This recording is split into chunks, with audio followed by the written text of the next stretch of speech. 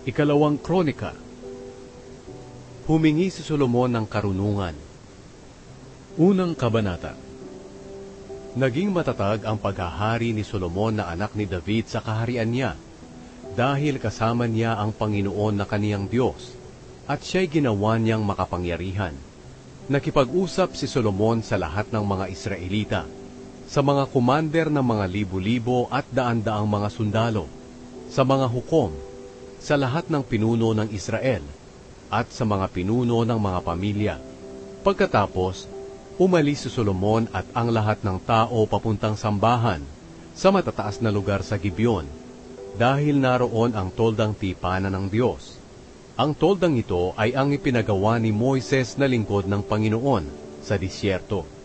Nang panahong iyon, nailipat na ni David ang kahon ng kasunduan ng Diyos mula sa Kiriath Jearim papunta sa toldang inihanda niya para rito, doon sa Jerusalem.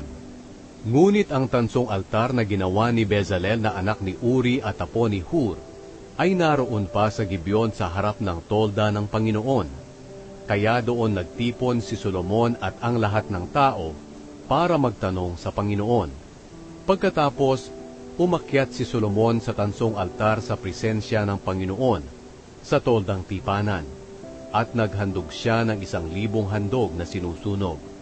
Nang gabing iyon, nagpakita ang Diyos kay Solomon at sinabi sa kanya, "Humingi ka ng kahit ano, at ibibigay ko ito sa iyo." Sumagot si Solomon, "Pinakitaan niyo po ng malaking kabutihan ang ama kong si David, at ngayon, ipinalit niyo ako sa kanya bilang hari.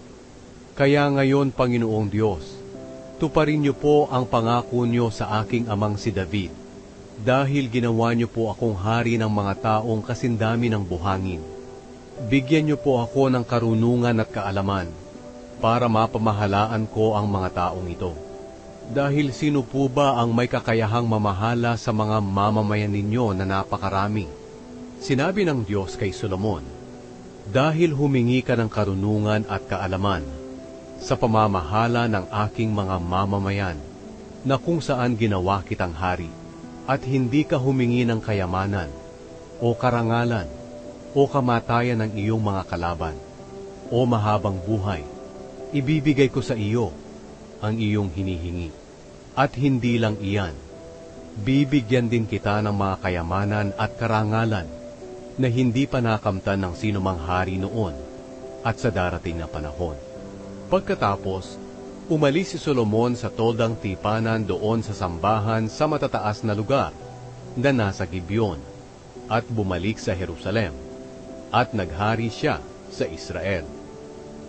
Ang mga kayamanan ni Solomon. Nakapagtipon si Solomon ng 1,400 karwahe at 12,000 kabayo. Inilagay niya ang iba nito sa mga lungsod na taguan ng kanyang mga karwahe, at ang iba'y doon sa Jerusalem. Nang panahong siya ang hari, ang pilak at ginto sa Jerusalem ay parang ordinaryong mga bato lang, at ang kahoy na sedro ay kasindami ng ordinaryong mga kahoy na sikomoro sa mga kaburulan sa kanluran. Ang mga kabayo ni Solomon ay nagmula pa sa Ehipto at sa Silisya. Binili ito sa Silisya ng kanyang mga tagabili sa tamang halaga. Nang panahong iyon, ang halaga ng karwahe na mula sa Ehipto ay 600 pirasong pilak, at ang kabayo ay 150 pirasong pilak. Ipinagbili rin nila ito sa lahat ng hari ng mga Hiteo at mga Arameo.